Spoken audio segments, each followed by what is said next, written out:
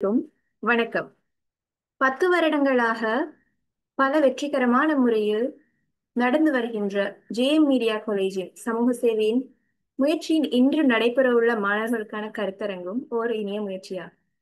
10 வருடங்களாக சமூகத்தின் தேவைகளை அறிந்து அதற்காக அர்ப்பணிப்புடன் மாதாந்தம் ஏற்பாடு செய்யப்படுகின்ற சேலமர்வுகளில் இதுவும் ஒன்றாகும். கல்வி என்பது ஒவ்வொருவரின் வாழ்விலும் முக்கியமானதாகும். அந்த வகையில் கல்விக்கான சேவையை ஆற்றுவதிலும் மகிழ்ச்சி அடைகிறோம். இந்நிகழ்வினை ஒழுங்கமைத்த ஜேஎம் மீடியா காலேஜ் ஜேஎம் கியாஸ் மற்றும் சமூக நலனுக்காக பல விடயங்களை ஏற்பாடு செய்து கொண்டிருக்கின்ற ஜேஎம் மீடியாவின் ஸ்தாபகர், சிஇஓ, சேர்மன் மற்றும் செய்தி வாசிப்பாளர், அதே போன்று சிறந்த ஆளுமையுமான சட்டமணி ராஷித் மல்ஹர்தீன் சார் அவர்களையும், அதே போன்று பல வேலைகளுக்கு மத்தியில் சமூகத்திற்கான ஒரு சேவையை செய்வதற்கு முன்வந்த இன்று வளவாளராக கடமையாற்ற இருக்கும் உளவியலாளர் அஹ்மத் இஃப்திகார் அவர்களையும் மற்றும் ஜேஎம் மீடியா நிறுவனத்தின் அனுசரணையாளர்களான J media production, sky Tamil, தஸ்பிக் நெட்வொர்க் மற்றும் ஜிடாப் அகாடமி, அதே போன்று பங்கு பற்றியுள்ள பெற்றோர்களையும் வரவேற்றுக் கொண்டு கருத்தரங்கை ஆரம்பித்து வைப்பதற்காக psychologist, PhD in Psychology, MSc in Applied Psychology, BSW Horns Special in Counseling ஆகியவற்றை நிறைவு செய்த அஹ்மத் இஃப்திகார் அவர்களை அழைக்கிறேன்.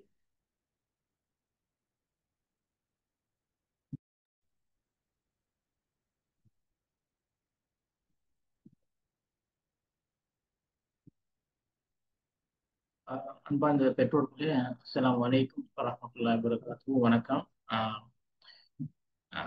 உங்கள் அனைவரையும் இந்த நிகழ்வில் சந்திப்பதில் பெரும் மகிழ்ச்சி அடைகிறேன். நான் நினைக்கிறேன் எனது வாய்ஸ் உங்களுக்கு ஆடியபிள் என்று, அப்படித்தானே? Moderator, is working? Okay. So ஒரு குறுகிய நேரத்தில் நாங்கள் ஒரு ஆழமான விடயத்தை சுருக்கமாக கதைப்போம். காரணம் என்னென்றால், இந்த நாட்டில் முக்கியமான பரீட்சை ஒன்றுக்கு மாணவர்கள் தயார்படுத்தி கொண்டிருக்கும் நேரத்தில் பெற்றோர்களைத்தான் இந்த நிகழ்ச்சியில் நாங்கள் முக்கியமாக அறிவூட்டுகிறோம். அதனூடாக மாணவர்களையும் ஞாபகப்படுத்திக் கொள்கிறோம். எப்படி தனது மனதை ஒருமுகப்படுத்தி கொண்டு அவர்களுடைய வாழ்க்கையில் வருகின்ற பரீட்சைகளை முகம் கொடுப்பது என்பதுதான் இன்றைய கருத்தரங்கிற இன்றைய அமர்வோட முக்கியமான நோக்கம். நான் நினைக்கிறேன், moderator, can you open the sharing option?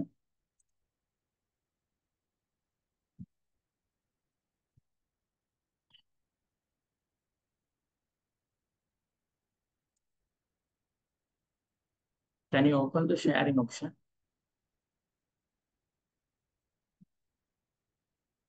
நான் நினைக்கிறேன், வாழ்க்கையில பரீட்சைகள் என்பது பெற்றோர்கள் மிகவும் கவனமாக விளங்கிக் கொள்ள வேண்டிய ஒரு முக்கியமான ஒரு விடயம்.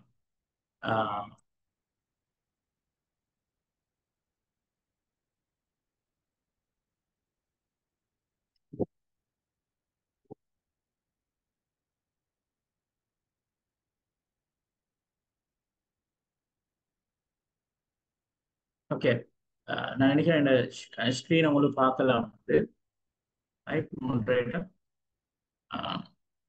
வாழ்க்கையில முக்கியமாக நாங்கள் விளங்கிக் கொள்ள வேண்டியது தான் பரீட்சைகளுக்கு நாங்கள் எவ்வாறு எங்களோட குழந்தைகளை தயார்படுத்த. வாழ்க்கையில பரீட்சைகள் என்று வரும்போது நாங்க விளங்கிக் கொள்ளணும். இன்றைய நிகழ்வு நான் நோக்கத்தையும் சொன்னேன். பேரண்ட்ஸையும் ஸ்டூடெண்ட்ஸையும் எப்படி இந்த பரீட்சைகளுக்கு மாணவர்களை, தனது குழந்தைகளை தயார்படுத்த சம்பந்தமான நிகழ்ச்சி நடந்து கொண்டிருக்கிறது. அடுத்தது நீங்கள் பிள்ளைகளுக்கு தான் பேரண்ட்ஸும் விளங்கிக் கொள்ளணும். பரீட்சைகளுக்கு தயாராகும் போது முக்கியமாக எங்களுக்கு உதவுற ஒரு முக்கியமான மனிதன் உண்மையான ஒரு ஒரு ஒரு உடலில் இருக்கிற முக்கியமான பகுதி உங்களுக்கு தெரியும், மூளை. மூளை எல்லா விடயங்களுக்கும் உதவி செய்யும். ஸோ நாங்கள் விளங்கிக் கொள்ளணும், பிள்ளைகளை தயார்படுத்தும் போது எந்த விடயத்துக்குனாலும் தான் அவர்களுடைய மூளையில் இருந்துதான், எங்களுடைய மூளையிலிருந்து தான் அவருடைய மூளையிலிருந்த எல்லா தொழிற்பாடுகளும் நம்ம நடந்து கொண்டிருக்கிறது. ஆகவே நாங்கள் அவதானமாக இருக்க வேண்டும். மூளையை நான் இந்த இடத்துல மனதோடு சம்பந்தப்படுத்துகிறேன். மனது பிள்ளைகளிடம் மனதில் எந்தவித தாக்கமும் இல்லாமல் தான் அவர்களை பரீட்சைகளுக்கு தயார்படுத்த வேண்டும். நான் ஒரு உளவியலாளர் என்ற வகையில் மனது என்ற விடயத்தை என்னால் இந்த கட்டத்தில் மறக்க முடியாது. என்றால் மனதை பயன்படுத்தித்தான் நாங்கள் மனிதர்களை ஆட்படுத்துகிறோம்.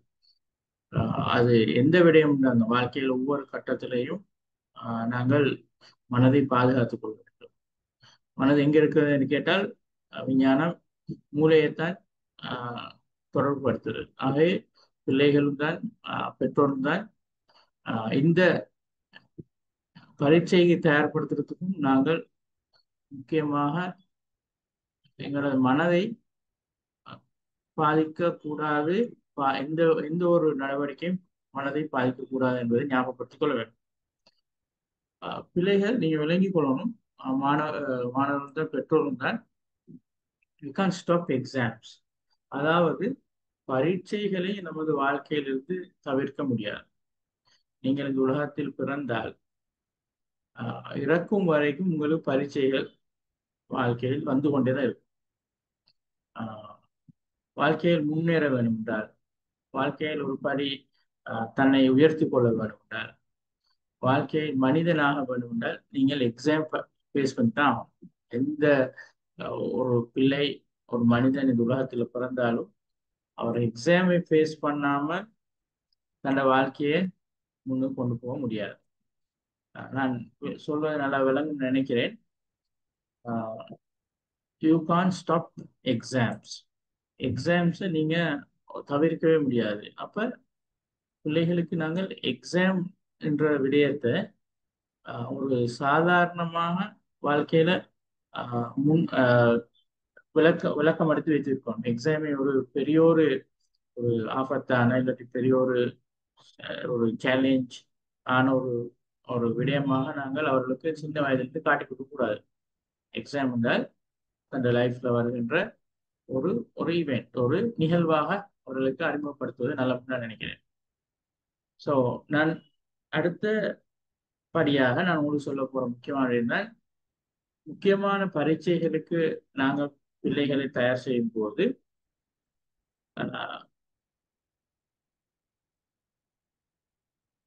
எப்படி மனநலம் பாதுகாக்கப்பட்ட நிலையில மனநலத்துக்கு எந்த பாதிப்பும் இல்லாமல் பிள்ளைகளை தயார்படுத்துறது. நான் நினைக்கிறேன் இந்த நிகழ்வுல பரீட்சைகள் எழுதுபவர்களுக்கெல்லாம், பரீட்சைகள் வருகின்ற காலங்களில் எழுதுபவர்களுக்கெல்லாம் நீங்கள் ஞாபகம் வைத்துக் கொள்ள வேண்டும். ஆரம்பத்தில் சொன்ன மாதிரி பரீட்சைகளை நமது வாழ்க்கையிலிருந்து தவிர்க்க முடியாது. நீங்க பிறந்தால் பரீட்சைகளை ஃபேஸ் பண்றது தான் நீங்க பிறக்கிறீங்கன்னு ஞாபகம் வச்சுக்கணும். குழந்தைகள் மாணவர்கள் இந்த இடத்துல நீங்க ஞாபகம் வச்சுக்கணும். உங்க லைஃப்ல எக்ஸாம்ஸ் யூ கான் அவாய்ட். அது எந்த மனிதனாக இருந்தாலும் சரி. அப்ப இந்த மனநிலை பாதிக்கப்படாமல், மனதை குழப்பிக்கொள்ளாமல் பாதுகாப்பான முறையில எப்படி நீங்க உங்களோட பரீட்சைகளுக்கு தயாரா இருக்கிறது முக்கியம். ஸோ அதுல ஒவ்வொரு விடயங்களா நான் ஞாபகம் போறேன். மனதை அமைதிப்படுத்துறது பல விடயங்கள் இருக்கிறது. இந்த இடத்துல முக்கியமாக பிள்ளைகளுக்கு பிராக்டிஸ் பண்ணலாம். ஆழமான மூச்சு விடும் பயிற்சிகளை நீங்கள் உங்களோட பரீட்சைகளுக்கு தயாராகும் போது செய்து பார்க்கலாம். ஆழமான மூச்சுகளை விட்டு தன்னை ரிலாக்ஸ் பண்ணி கொள்ற பழக்கம் உண்டு. பிள்ளைகளுக்கு படிச்சு கொடுக்கலாம். அது சின்ன எக்ஸாம் தான் பிரச்சனை இல்லை, பெரிய எக்ஸாம் தான் பிரச்சனை இல்லை. அவங்களுக்கு இந்த திரையில காட்டிருக்கவங்க ஒரு 5 மினிட்ஸ் 10 மினிட்ஸ் தூங்கி எழும்பின போகுது, நித்திரைக்கு செல்லும் போகுது, இல்லை நித்திரையிலிருந்து எழுப்பி வந்தது போகுது, அந்த நேரங்களில் நீங்க ஒரு மூச்சு பயிற்சியை பிள்ளைகளுக்கு கற்றுக் கொடுக்கலாம். சாதாரணமா எல்லா பரீட்சைகளுக்கு தயாராகும் போது, எல்லா ஒரு சேலஞ்சிங் டாஸ்களுக்கு தயாராகும் போது மனதை அமைதிப்படுத்துற ஒரு மெத்தட் ஒன்று தான் 5 நிமிஷம் 10 நிமிஷம் ஆழமான மூச்சையில் எடுத்து அதை தாங்கி வைத்து கொண்டு திரும்ப மெதுவாக விட்டுறது. அது ஒரு மனதை அமைப்படுத்தும் ஒரு ஆக்டிவிட்டியாக நாங்கள் இந்த இடத்துல ஞாபகப்படுத்தலாம். தந்த பிள்ளைகளுக்கு நாங்க ஆரம்பத்திலிருந்தே சொல்லிக் கொடுக்கணும். தன்னம்பிக்கையை ஊட்டுகின்ற தன்னம்பிக்கையை வளர்க்கின்ற வார்த்தைகளை கூற பழக்கம். அதாவது நிறைய குழந்தைகளுக்கு தன்னம்பிக்கையை வளர்த்து கொடுக்கிற பழக்கத்தை பெற்றோர்கள் மறக்கிறாங்க. அப்ப தன்னம்பிக்கை எப்படி வளர்க்கிறாங்க? இப்படியான வார்த்தைகளை தான் தனக்குள்ளே சொல்லிக் கொள்வது. நான் தயாரா இருக்கிறேன், நான் சிறப்பாக எழுதப் போகிறேன், நான் எந்த இது ஒரு சமாளிக்க முடியுமான இதனை இந்த வருகின்ற பரீட்சையை நான் முகம் கொடுக்கக்கூடிய நிலைமையில் நான் இருக்கிறேன் என்ற வசனங்களை வார்த்தைகளை பிள்ளைகள் திரும்ப திரும்ப ஞாபகம் ஊட்டிக்கொள்ளும். எந்த கட்டத்தில் தூங்கும் போதும் இருக்கலாம், நடக்கின்ற போதும் இருக்கலாம், அவர் எக்ஸாம் மாடல் பேப்பர் செய்யும் போது தனக்குள்ளே இப்படியான வார்த்தைகளை, பாசிட்டிவான வார்த்தைகளை பிள்ளைகளுக்கு ஞாபகம் ஊட்டி அவர்களுக்கு சொல்ல பழக்கம். அடுத்தது நீங்க உங்களுக்கு யோசிக்கலாம், பிள்ளைகளுக்கு நல்ல முறையில தூங்குறதுக்கு படிச்சு கொடுக்கணும். எங்களோட பிள்ளைகள தூக்கம் இரவு நேரங்கள்ல தூங்குறது சிலாக்கள் படிச்சு கொண்டே இருப்பாங்க. இரவு நேரங்கள்ல கல்வி எதுக்காக முடிச்சு கொண்டு இருப்பாங்க.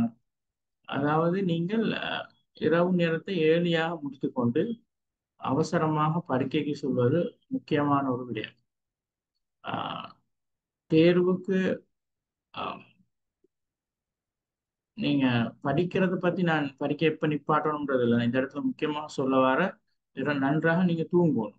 தூங்குற நேரம் உங்க மூளை நல்ல முறையில் வளரும், நல்ல ஞாபக சக்தியை கூட்டும். தூங்குறதுக்கு முன்னுக்கு நீங்க எந்தவித ஸ்கிரீனையும் பயன்படுத்தக்கூடாது. மாணவர்கள் தூங்குறதுக்கு முன்பு கணனி, இந்த மொபைல் போன் இவைகள் எல்லாம் தவிர்க்கணும். குறைந்தது நீங்க விளங்கணும், பிள்ளைகள் பெற்றோர்கள் தான் நீங்க பிள்ளைகள் குறைந்தது 7-8 மணிக்கு தூங்குற பழக்கத்தை நீங்க சாதாரணமான வாழ்க்கையிலும் ஏற்படுத்தி விட்டால் அவர் பரீட்சை காலத்திலையும் அதனை பின்பற்றுவார்கள். ஆகவே நீங்க ஒரு 7-8 மணிக்கு பிள்ளைகளை தூங்குறது நல்ல, அது நினைவாற்றலையும் பயன்படுத்தும்.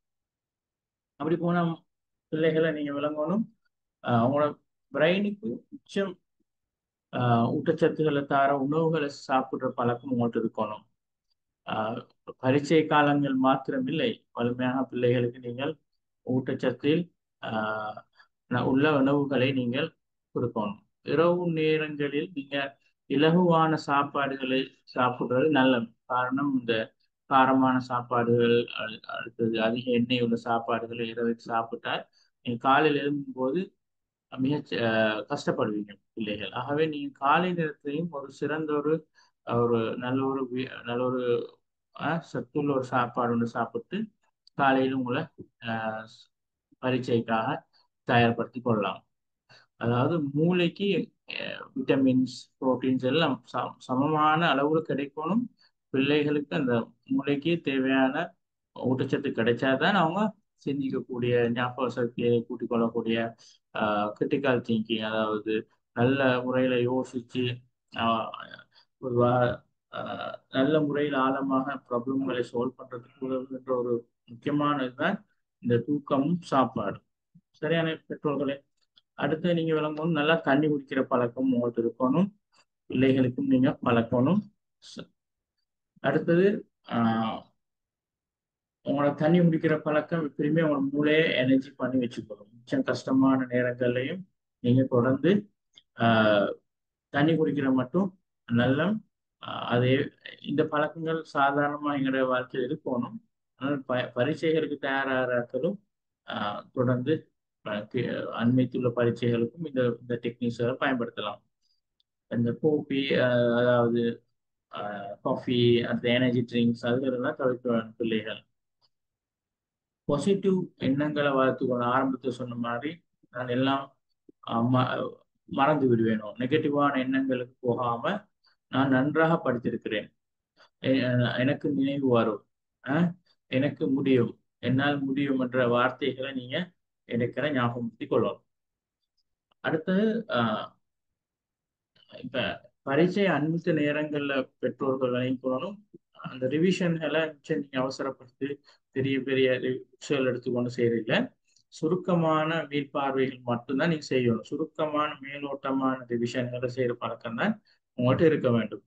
அப்படி இல்லாம நீங்க ஆரம்பத்துல என்ன புத்தகத்தை பயன்படுத்தினீங்க அன்றிலிருந்து இன்றைய வரைக்கும் உள்ள சூழலை எடுத்துக்கொண்டு பிள்ளைகளை ஆஹ் கரைச்சல் கொடுக்க கூடாது. அதாவது அவர்களை தொந்தரவு கொடுக்க கூடாது. ஆகவே முக்கியமான குறிப்புகள் சுருக்கங்களை மட்டும் ஒரு முறை பார்வையிட்டால் போதும். பரீட்சைகளுக்கு போகும்போது ஆரம்பத்துல படிச்சதையும் பார்க்க தேவையில்லை. சரிதானே? முக்கியமான குறிப்புகள் சுருக்கங்களை மட்டும் நீங்க ஒரு பார்வையிட்டால் போதும். புதிய பாடங்கள் எதுவே நீங்க தொட வேணும். அது உங்களுக்கு தெரியும். புதிய பாடங்கள் வந்து ஒரு காலம் உங்களுக்கு இப்ப பரீட்சைகளுக்கு அனுப்பித்துள்ள ஆட்களுக்கு உங்களுக்கு விளங்கும். நீங்க புதிய விடயங்களை பார்த்தால் உங்களுக்கு அடுத்த முக்கியமான விடயங்கள் நீங்க மறந்துடுவீங்க. ஆகவே எவைகளெல்லாம் நீங்கள் படித்திருக்கிறீங்களோ அதனை நல்ல எண்ணங்களை வைத்துக் கொண்டு நீங்கள் சுருக்கமாக மேலாய்வு செய்தால் போதும். அடுத்தது உங்கள்ட்ட இருக்கணும் நான் ஆரம்பத்தில் சொன்ன மாதிரி மூச்சு பயிற்சி மாதிரி நடைப்பயிற்சி, சின்ன சின்ன நடைகள் வீட்டுக்குள்ளே தான் கொஞ்சம் சுருக்கமாக நடந்து கொண்டு ரிலாக்ஸ் ஆகிறது, கை வீசி நடக்கிறது சில பிள்ளைகளுக்கு நல்ல பொருத்தமா இருக்கும். இவைகள்லாம் மன அழுத்தத்தை குறைக்க உதவும். ஓகே, அது 5 நிமிஷமா இருக்கலாம். சில நேரத்துல சில உடற்பயிற்சிகள் பிள்ளைகளுக்கு உற்சாகத்தை ஊட்டும். ஸோ அடுத்தது ஆஹ் நீங்க உங்களுக்கு மிச்சம் கான்பிடென்ட்டான நம்பிக்கை உள்ள ஒரு ஆளோட சும்மா கதைக்கிறது. அது உங்களோட பெற்றோரா இருக்கலாம், இல்லாத உங்க நண்பர்களா இருக்கலாம், ஆசிரியர் இருக்கலாம். சும்மா கால் எடுத்து இல்லாட்டி பக்கத்துல இருந்த உற்சாகமான வார்த்தைகளை ஆஹ் ஆஹ் அதாவது உங்களோட மனசுல எடுத்து நீங்க பெற்றோரோட ஷேர் பண்ணிக்கொள்ளலாம். சரிதானே? உங்களோட உணர்வுகளை நீங்க எப்படி இருக்கிறீங்க என்ற விஷயங்கள் எல்லாம் நீங்க டிஸ்கஸ் பண்ணலாம் மாணவர்கள். சரிதானே?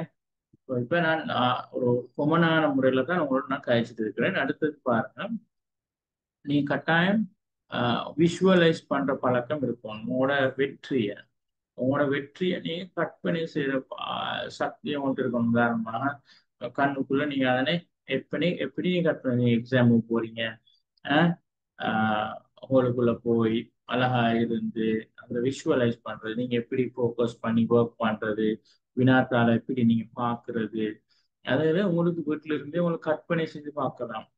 நம்பிக்கையுடன் எழுத ஆரம்பிக்கிறீர்கள். இதுகள் எல்லாம் நீங்கள் கற்பனை செய்து பார்த்தால் நீங்க நேரத்தை முடிக்கிறீர்கள். இது ஒரு தைரியத்தை, இது ஒரு உங்களுக்கு ஒரு கான்பிடென்ட்டை கொண்டு வரும் பிள்ளைகள். நீங்க விளையாடணும். நீங்க எக்ஸாம் ஹால்குள்ள போறதா இருக்கலாம், அமைதியாக நடக்கிறீங்க, வினாத்தாள் கவனமா பாக்குறீங்க, நம்பிக்கையோடு எழுதுகின்ற இந்த இந்த இந்த செயற்பாடை ஒரு கண்ணுக்கு நீங்க எடுத்து ஒரு ஒரு மீளாய்வு செய்து கொண்டால் ஒரு கற்பனையான முறையில நீங்க ஒரு வெற்றியை ஒழுங்குபடுத்திக் கொள்ளலாம் மனசு. இது ஒரு நல்ல ஒரு டெக்னிக்காக நாங்க கொண்டு வரோம். அப்போ உங்களுக்கு உங்கள் மனதில் உடலிலும் அமைதி தைரியம் எழுந்துவிடும். வெற்றிகள் உங்கள் பக்கத்தில் உள்ளதாக நீங்க உணர்வீங்க.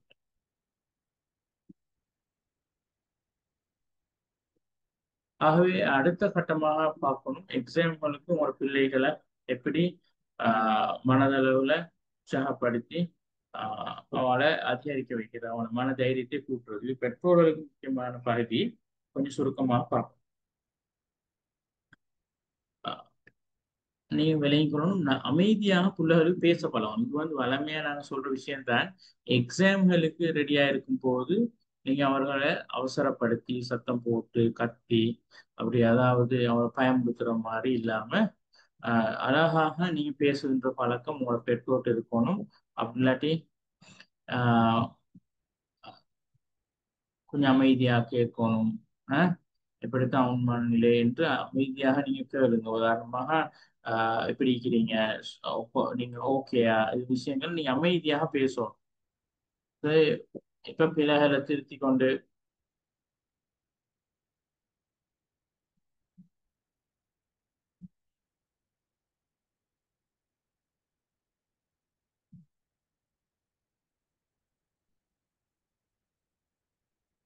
Hello,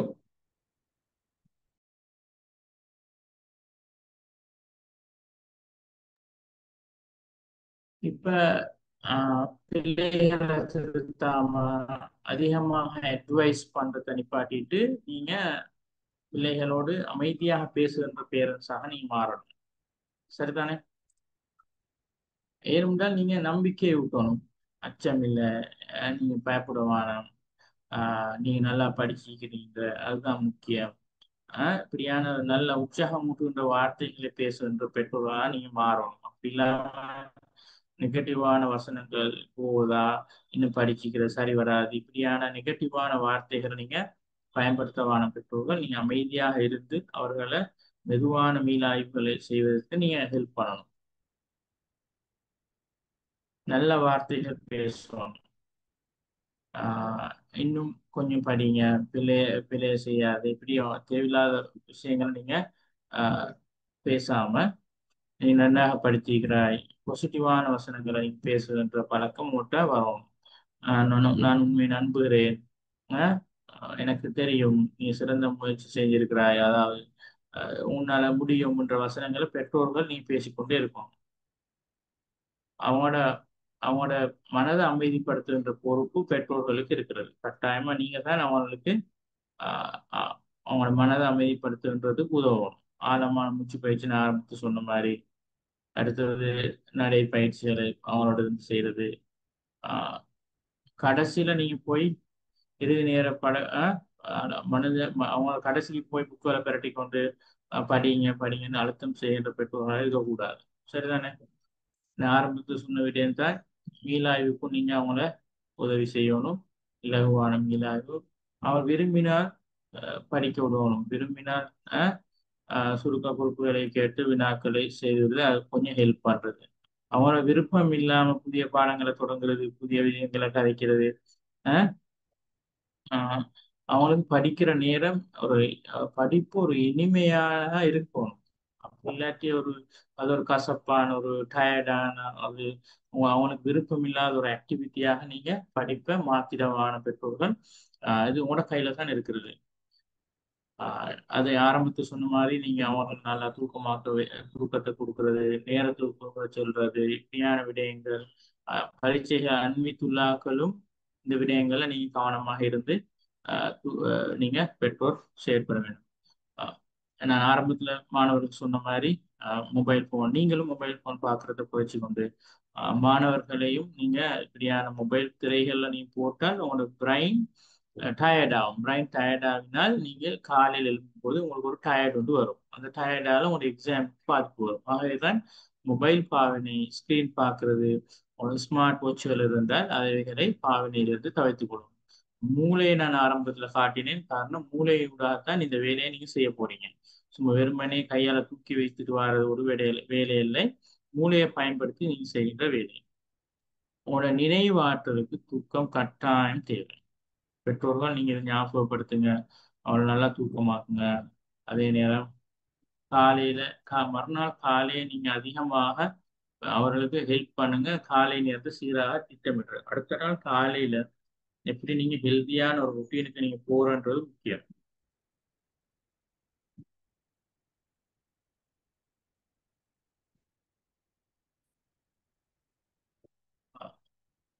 Sharing option, please give me sharing option.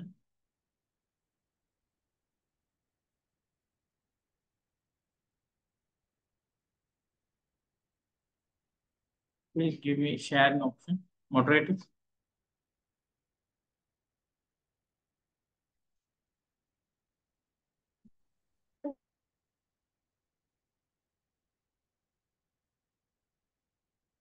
Hello.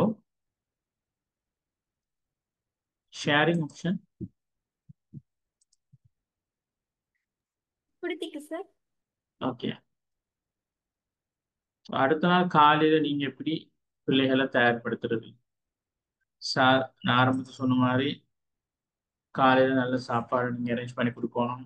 அதே நேரம் இரவு நேரத்திலேயே அவர்கிட்ட தேவையான பொருட்களை அரேஞ்ச் பண்ணி பேக்ஸ் எல்லாம் ரெடியாக்கி, அவருக்கு தேவையான ஐடென்டி கார்டு, அவரோட ட்ரெஸ் கோட், தேவையான உடைகள் எல்லாம் ப்ரிப்பேர் பண்ணி நீங்க அவரோட சாந்தமான இரவு வந்து அவருக்கு கொடுக்கணும். காலையிலும் ஒரு சாந்தமான ஒரு இரவு காலை வந்து இருக்கணும். அமைதியாக அவரை தயார்படுத்தணும். இது ஒரு பெற்றோட முக்கியமான ஒரு பொறுப்பு. காலையில ஹாப்பியா நீங்க அவரை புன்னகையுடன் வெல்கம் பண்ணி, இது பொதுவா இவைகள் எல்லாம் எங்களோட வாழ்க்கையில் சாதாரண வாழ்க்கையில் இருக்கின்ற விடயங்கள் பெற்றோர்கள். அப்ப நீங்க அவரை ஹாப்பியா கூப்பிட்டு அவரை கட்டி தழுவி அவரை நம்பிக்கையுள்ள வார்த்தைகளை சொன்னா அவருக்கு ஒரு காலை இனிமையாக இருக்கும். அதனால ஹாப்பியாக எக்ஸாம் போவாங்க.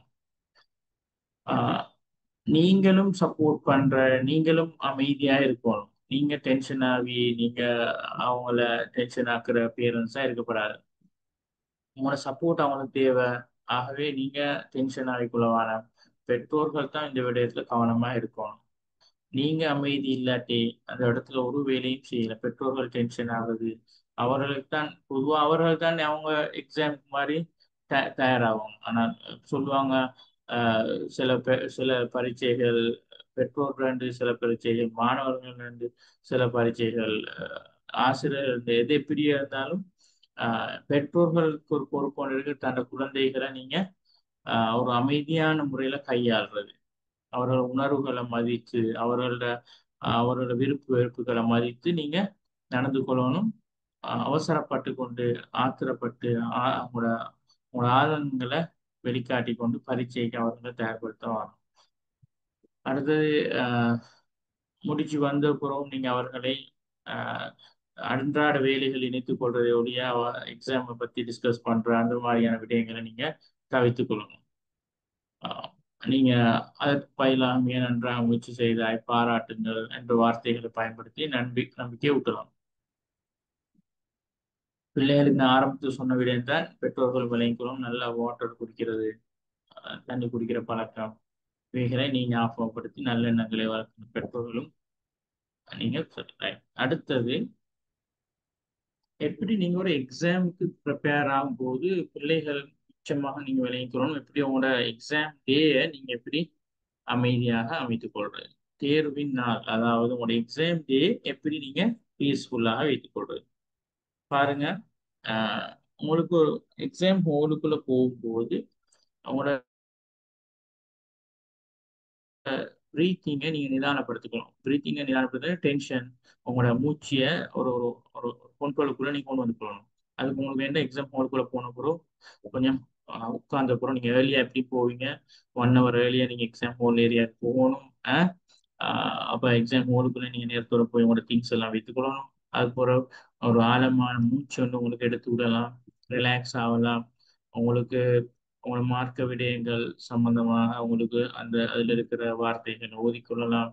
ஆஹ் அப்படியான விடயங்களை செய்து நீங்க கொஞ்சம் உங்களோட பிரீத்திங்கை அமைதிப்படுத்திக் கொள்ளலாம். இதனோட மனம் அமைதியாகும். சிந்தனை மூச்சு பயிற்சிகள் எந்நேரம் தேவை. முழுமையாக கேள்வியை வாசிக்கிற பழக்கம் இருக்கணும். கேள்வியை நீங்க முழுமையாக வாசிக்காட்டி பிள்ளைகள் நீங்க உங்களுக்கு எக்ஸாமும் செய்யலாம். முழுமையாக நிதானமாக 2-3 முறை வாசிக்கிற பழக்கம் இருந்தால் உங்களுக்கு கேள்வியை குயிக்கா விளங்கலாம். ஒருக்க வாசிச்சு விளங்காட்டி திரும்ப வாசிங்க. நான் நேரத்தை முகாமைப்படுத்துற சம்பந்தம் உங்களுக்கு ஞாபகப்படுத்துறேன். கவனமாக வாசிக்கணும். புரிந்த பிறகே நீங்க எழுத ஆரம்பிக்கணும்.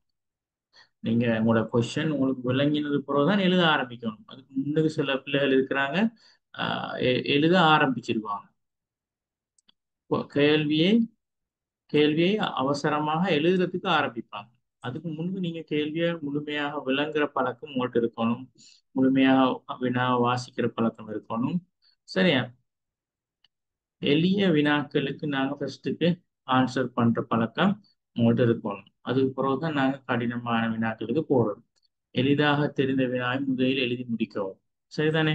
இதெல்லாம் உங்களுக்கு பாடசாலை ஞாபகப்படுத்திருக்கும். நாங்க இந்த நிகழ்ச்சியிலையும் உங்களுக்கு ஞாபகப்படுத்துற காரணம், ஞாபகம் ஊட்டுறது வந்து எங்களுக்கு ஒவ்வொருத்தருக்கும் தேவையான விஷயம்.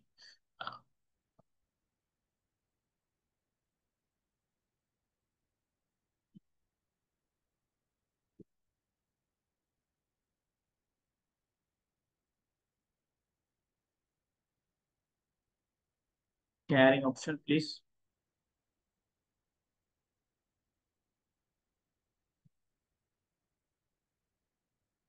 Sharing option, please.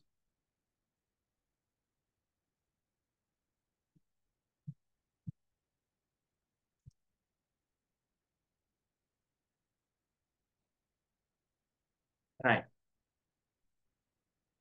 எளிதான கேள்விகளை நீங்க ஸ்டார்ட் பண்ண பிள்ளைகள் அது உங்களுக்கு ஈஸியா இருக்கும் உங்களோட எக்ஸாம்ல அடுத்த கட்டத்துக்கு மூவ் ஆகுறது. நான் ஆரம்பத்துல சொன்ன மாதிரி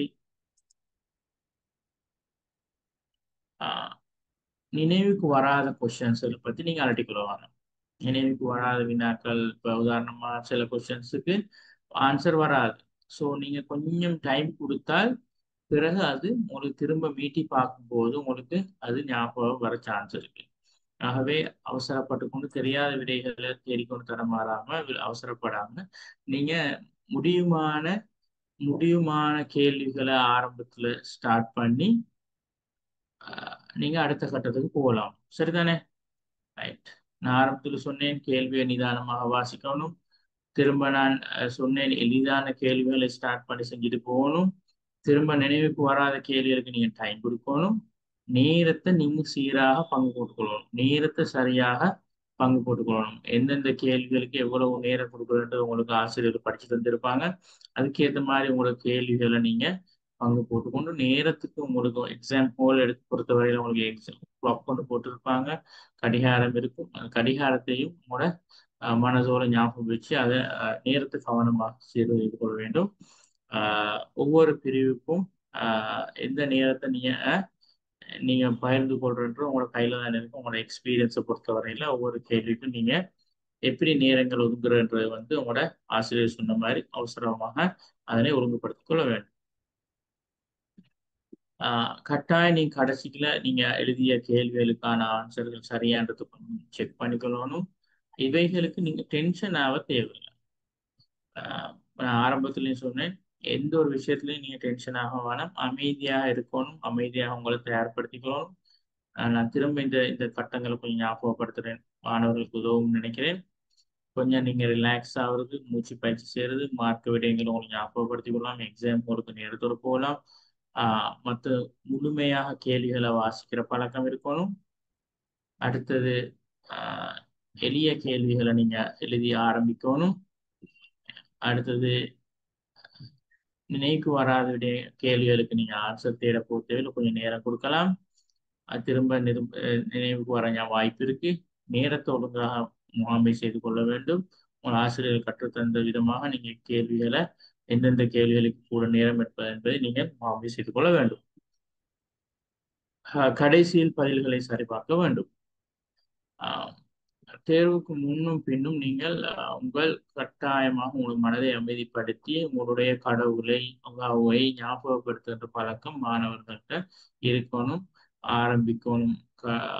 அல்லாஹ்வுக்கு தேங்க்ஸ் பண்ணி ஆரம்பித்து முடிக்கும் போதும் அல்ஹம்துலில்லாஹ் அல்லாஹ்வுக்கு ஞாபகப்படுத்தி தேங்க்ஸ் பண்ற பழக்கம் மாணவர்கள்ட்ட கட்டாயம் இருக்கணும். கடவுளை ஞாபகப்படுத்துறது இப்படியான தேர்வுகள் இப்போது முக்கியமான ஒரு அம்சமாகும். பிழைகள் செய்தால் நீ கவலைப்பட வேண்டாம். தவறுகள் மிஸ்டேக்ஸ் நடந்திருந்தாலும் கவலைப்பட வேண்டாம். கவலை ஏதாவது தவறுகள் நடக்கலாம். ஆகவே நீங்கள் நிதானமாக மிஸ்டேக்ஸ் நடந்திருக்கணும். நீங்க அந்த இடத்துக்கு கடந்து போகணும். மீதி வினாக்களை மனதில் கொண்டு எழுதணும். அவசரமாக நீங்க மீதியான கேள்விகளை அவசரமாக நீங்க எடுத்து மனதில் வைத்துக்கொண்டு டக்குன்னு அந்த கடைசி கட்டத்துல நிதானமாக எழுதணும். என்னால எழுதி முடிக்க முடியும் என்ற நம்பிக்கையுள்ள வாக்கியங்களை நீங்க ஞாபகம் கொள்ள வேண்டும்.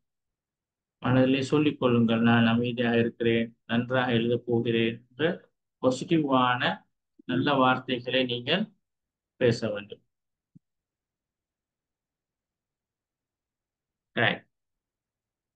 ஆகவே நான்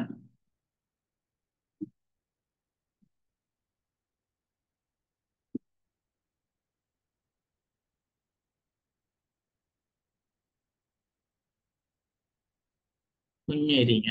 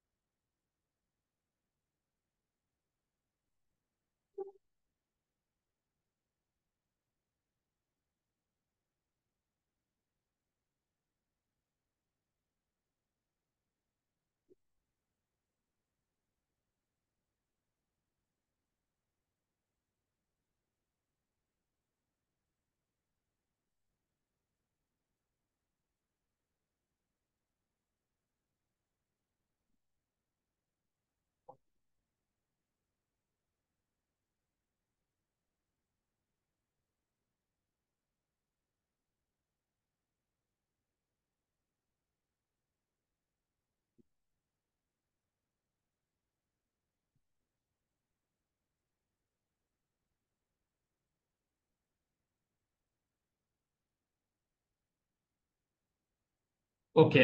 நான் ஆஹ், நான் ஆரம்பத்துல பிள்ளைகளுக்கு குமனான விடயங்களை நான் சொன்னேன். அதுக்கு பிறகு பெற்றோர்கள் எப்படி நடந்து கொள்ளணும்ன்றது சொன்னேன். ஆஹ், இறுதியாக பரீட்சை நாள்ல ஒரு மாணவன் எப்படி நடந்து கொள்ளணும் விஷயத்துக்கு ஆச்சேன். நீங்க இங்க இருக்கிற பெற்றோர்கள் அதிகமாக விளங்கிக் கொள்ளணும். எங்களோட பிள்ளைகள் எக்ஸாம் தயாராகும் போது பல பிரச்சனைகள் பட்டிருப்பாங்க, கஷ்டப்பட்டிருப்பாங்க, சாப்பிடாம இருந்திருப்பாங்க, சில நாட்கள்ல இரவு வரைக்கும் படிச்சிருப்பாங்க. ஆகவே நீங்க விளங்கிக் கொள்ளணும். இப்படி ஒரு மெட்டர் ஒன்று இருக்கு.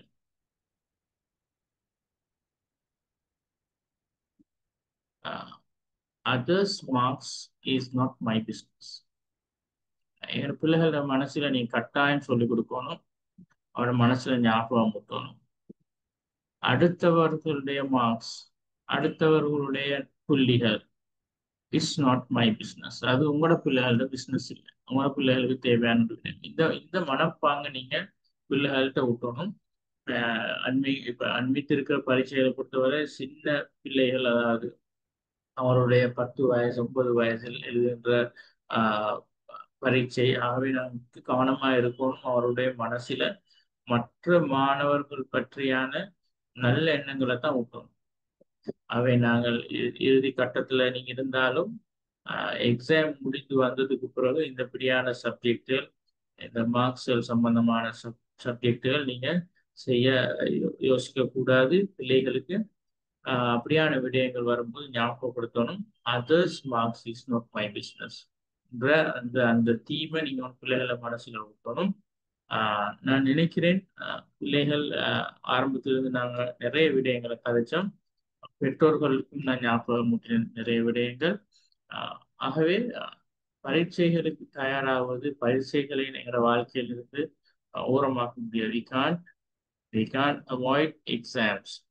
அப்ப நான் உளவியலாளர் வகையில எனக்கு நிறைய கட்டங்கள்ல நான் பிள்ளைகளை சந்திருக்கிறேன். அது கேம்பஸ் போற பிள்ளைகளா இருக்கலாம், ஏலெவல் உள்ள பிள்ளைகளா இருக்கலாம், ஓலெவல் செய்யற பிள்ளைகளா இருக்கலாம்.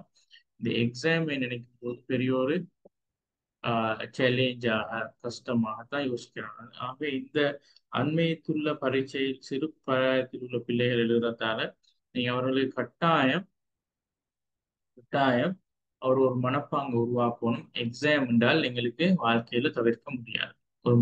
ஒரு பிள்ளை பிறந்தா அவரோட வாழ்க்கையில் எல்லா கட்டத்திலையும் எக்ஸாம்ஸ்களை ஃபேஸ் பண்ற ஒரு படிநிலை இருக்குன்றத அவனோட மனசுல ஊட்டணும். நான் நினைக்கிறேன் எங்கட இந்த இந்த இந்த விடயங்களை பேசுறது ஈஸியா இருக்கும். எனக்கு ஈஸியா இருக்கு பேசுறது. எந்த வாழ்க்கையில, எந்த ஃபேமிலி லைஃப்ல அப்படி இல்லாட்டி ஒவ்வொருத்தருடைய ஃபேமிலி லைஃப்லையும் பிள்ளைகளுக்கு இந்த விடயங்களை நீங்க ப்ராக்டிஸ் பண்ண வைக்கிறன்றது தான் பேரண்ட்ஸ்ன்ற வகையில உங்களுக்கு இருக்கிற பெரிய சேலஞ்ச். சரிதானே? நீங்க விலகி போங்க. எப்படி இந்த விஷயங்களை ப்ராக்டிஸ் பண்ண நான் ஆரம்பத்துல சொன்ன பல டெக்னிக்ஸ், அது மூச்சு பயிற்சியா இருக்கலாம். அப்படி இல்லாட்டி ஒரு ஒரு சாப்பாடை ஒரு சாப்பாடை 3 நேரம் அழகாக சாப்பிடுற பழக்கமா இருக்கலாம். தண்ணி குடிக்கிற பழக்கமா இருக்கலாம். காலையில புன்னகையோடு பிள்ளைகளை எழுப்பாற்ற பழக்கமா இருக்கலாம். இவைகளை ப்ராக்டிஸ் பண்ற பழக்கம் எங்களோட பெற்றோருக்கு வரங்காட்டியும் எக்ஸாம் பத்தி பயப்படுற குழந்தைகள் தான் எங்கள்கிட்ட வருவாங்க. மூளையில பயம்ன்றது இருக்கு. அந்த இமோஷன்ஸ் எங்களோட எல்லா பிள்ளைகளும், எல்லா மனிதர்களும் பிறக்கும் போது பயம் இருக்கு. ஆனால் எப்படி அந்த மூளை அதனை அந்த அந்த இமோஷனை எப்படி ரெகுலேட் பண்றது தான் எங்களோட ஒவ்வொருத்தர கையிலும் இருக்கு. ஆஹ் பயம் கூடப்படாது, அந்த லிமிட்ல இருக்கணும். பயம் கூடுற ஊடாகத்தான் அந்த பயம் சம்பந்தப்பட்ட உளவியல் பிரச்சனை எல்லாம் வாருது. ஆகவே பெற்றோர்கள் இந்த பிள்ளைகளை நீங்க தயார்படுத்துற இறுதி கட்டமா இருக்கலாம். நல்ல மனப்பாங்கள், விடயங்கள் நல்ல இந்த கட்டத்துல நீங்க அவர்களை எந்த ஒரு தொந்தரவும் இல்லாமல், சில நேரத்துக்கு என்ன சுருக்கமாக சொல்ல நினைக்கிறது, அவர்கள் இருக்கிற மாதிரி விட்டு விடுங்க. ஒன்றும் சொல்ல வேணாம், ஒன்றும் செய்ய வேணாம். இருக்கிற மாதிரி பிள்ளைகளை விட்டு விடுங்கன்னு பெற்றோர் சொன்னாலும் எனக்கு எனக்கு ஒரு சரியான திருப்தியா இருக்கும் இந்த நிகழ்ச்சியில. சில பெற்றோருக்கு சும்மா இருக்கலாம். அப்படி ஒரு பிரச்சனையும் இருக்கு. ஏதாவது ஒன்று செய்யணும். காலையில் எழுப்பினொன்னு இந்த பேப்பர், ஈவினிங் இன்னொரு பேப்பர். சில ஆசிரியர்கள் இருக்கிறாங்க, அவர்களுக்கும் இப்படியான ஒரு காய்ச்சல் இருக்கிறது. எந்த நேரம் பேப்பர் செய்யற காய்ச்சல். ஆகவே நான் நினைக்கிறேன் பரீட்சைகளுக்கு தயாராவது வாழ்க்கையில் ஒரு சாதாரண விடயமாக நாங்கள் இந்த மனப்பாங்கில் ஏற்படுத்தணும். இது இன்றைய காலத்துல அனுமதிக்கிறது சிறுவர்களுக்கான பலர் பாடசாலை சம்பந்தப்பட்ட ஒரு பரீட்சை. ஆகவே மனப்பாங்கை வளர்த்து விட்டால் அவர்கள் ஓ லெவல், ஏ லெவலா இருக்கலாம், ஆஹ் அதாவது பல்கலைக்கழக படிப்பா இருக்கலாம், பல்கலைக்கழகத்துக்கு மேற்பட்ட படிப்புகளா இருக்கலாம், டாக்டரேட்களா இருக்கலாம், பிஹெச்டி, எல்லா இடத்துலையும் அந்த பிள்ளைகளுக்கு இந்த மனப்பாங்கை உருவாக்குவாங்க. பரீட்சைக்கு தயாராகிறது இப்படியான ஒழுங்குகள் மனதை புண்படுத்தி கொண்டு மனதை கஷ்டப்படுத்தி கொண்டு பரீட்சைகளுக்கு தயாராக தேவையில்லை. அப்படியான மனப்பாங்கை உருவாக்குவது நான் நினைக்கிறேன் எல்லா பெற்றோர்களுக்கும் தேவையான ஒரு விடயம். ஏதாவது உங்களுக்கு கேள்விகள் இருந்தால் நீங்க என்னோட கதைக்கலாம். ஆஹ் அப்படி இல்லாவிட்டால் நீங்க எப்படி ப்ராக்டிஸ் பண்ணீங்கன்றதை நீங்க கொஞ்சம் ரிவைஸ் பண்ணுங்க. ஆஹ் இந்த இந்த நிகழ்வுல முதன்மையாக எனது எனது நோக்கம் இருந்தது பிள்ளைகள மனப்பாங்கை, பரீட்சை சம்பந்தமான நல்ல உணர்வுகளை எப்படி நீங்க உருவாக்குறது.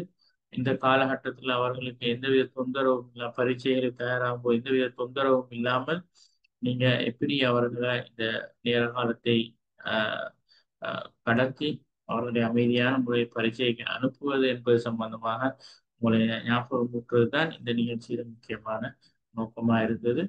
ஏதாவது கேள்விகள் இருந்தால் எங்களோட கதைக்கலாம். ஆஹ்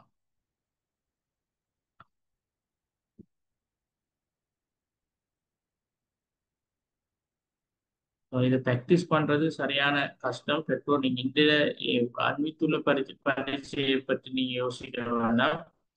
எங்களோட பிள்ளைகள் ஆஹ் தொடர்ந்து பரீட்சைகள் இருக்கிறதால நீங்க அவர்களை ஆஹ் நல்ல முறையில இப்பயிலிருந்தே நீங்க ஒழுங்குபடுத்திக் கொள்ள வேண்டும் என்பதுதான் இந்த நிகழ்ச்சியின் முக்கியமான ஒரு நோக்கம். ஏதாவது கேள்விகள் இருந்தால் உங்களுக்கு கேட்கலாம்.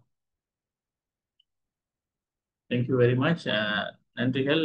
இந்த நிகழ்ச்சிக்கு என்ன அழைத்து இப்படியான உளவியல் சார் விடயங்களை இந்த பெற்றோர்களுக்கும் குழந்தைகளுக்கும் ஞாபகப்படுத்துறதுக்கு இந்த சந்தர்ப்பத்தை வழங்கிய ஜேஎம் மீடியா நிறுவனத்துக்கும் நன்றிகளை கூறிக்கொண்டு ஒளிவாங்கிய ஒன்றிட்ட ஓட்டியும்.